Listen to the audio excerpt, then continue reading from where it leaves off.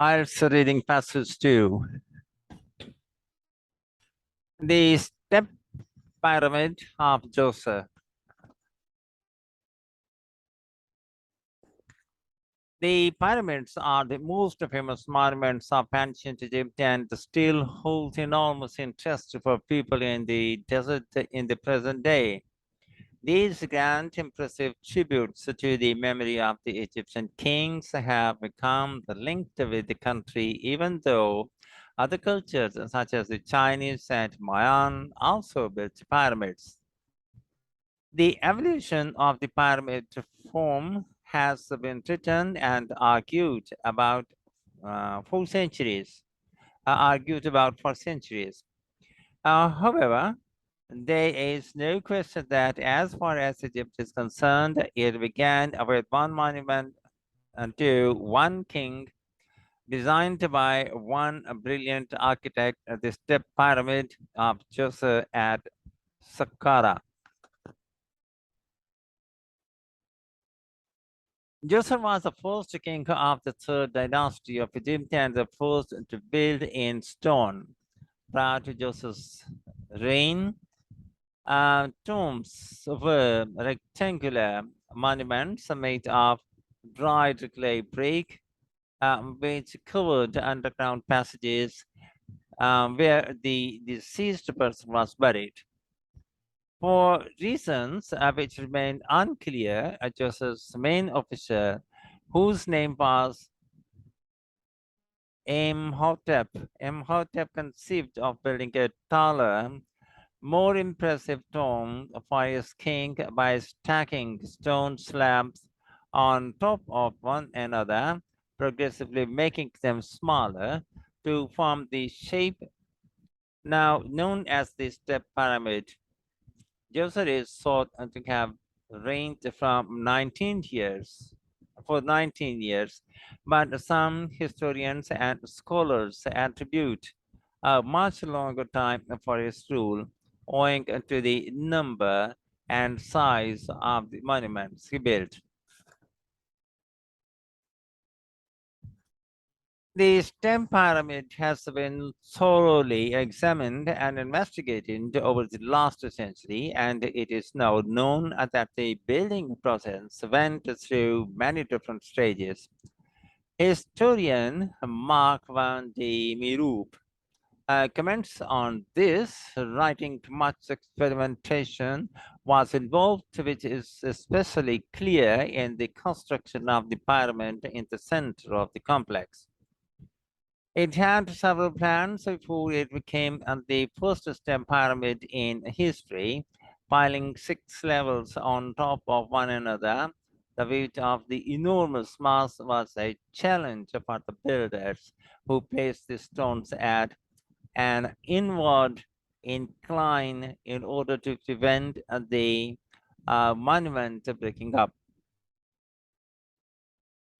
When finally completed, this STEM pyramid rose 62 meters high and was the tallest structure of its time.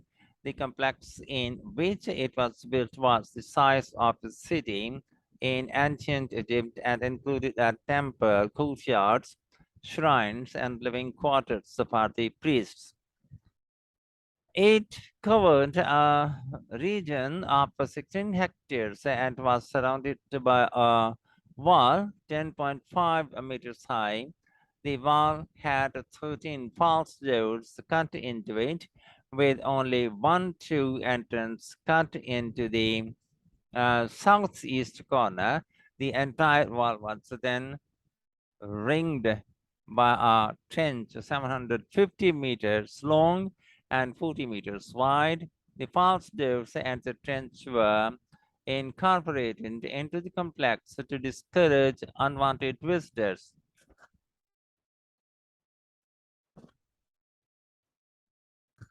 If someone wished to enter, he or she would have needed to know in advance how to find the location of the two openings in the wall.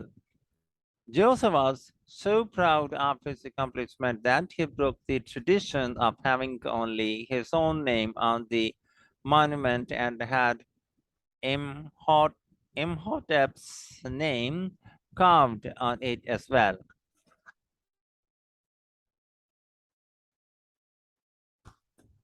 The burial chamber of the tomb, where the king's body was laid to rest, was dug beneath the base of the pyramid, surrounded by a vast maze of long tunnels that had rooms of them to discourage robbers. One of the most mysterious discoveries found inside the pyramid was a large number of stone vessels. Over 40,000 of these vessels of various forms and shapes were discovered in storerooms of the pyramid's underground passages. They are inscribed with the names of rulers from the first and second dynasties of Egypt and made from different kinds of stone. There is no agreement among scholars and archaeologists on why the vessels were placed in the tomb of Djoser or what they were supposed to represent.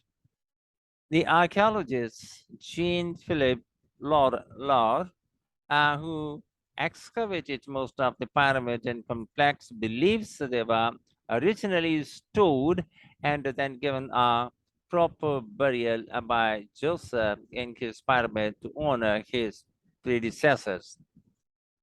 There are other historians, however, who claim the vessels were dumped into the shafts as yet another attempt to prevent grave robbers from getting to the king's burial chamber. Unfortunately, all the precautions and intricate design of the underground network did not prevent ancient robbers from finding a way in. Joseph's grave, goods, and even his body were stolen at some point in the past, and all archaeologists found were a small number of his valuables overlooked by the thieves. There was enough left throughout the pyramid and its complex, however, to astonish and amaze the archaeologists who excavated it. Egyptologist Miroslav Werner writes, few monuments hold a place in human history as significant as that of the Step Pyramid in Saqqara. It can be said without exaggeration that this pyramid complex constitutes a milestone in the evolution of monumental stone architecture in Egypt and in the world as a whole. The step pyramid was a revolutionary advance in architecture and became the archetype which all the other great pyramid builders of Egypt would follow.